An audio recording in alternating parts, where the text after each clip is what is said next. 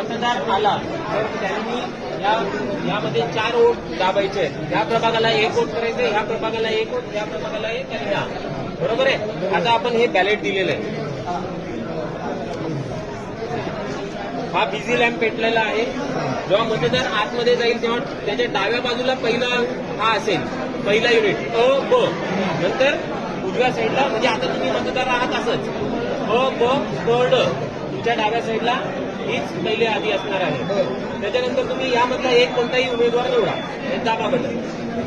त्याच्या समोरचा लाईट सुरू झालेला आहे. याच्यातला निवडा किंवा कसं तुम्ही सिक्वेन्स अशी घ्या, असं क्रॉस घ्या, चालेल. करून बघा परत एकदा घ्या. आणि ड मधला पहिल्याला निवडलाय करा. अजून कसं करायचं तुम्हाला हे बघा. हा एक आहे. आता जर जेव्हा चौथा हा प्रेस करणार आहे दाबा, त्यावेळेस मशीनमधून आवाज येईल. ज्यावेळेस मतदानाची प्रक्रिया पूर्ण झाली म्हणजे एक मत ह्या मशीनमध्ये पडलं.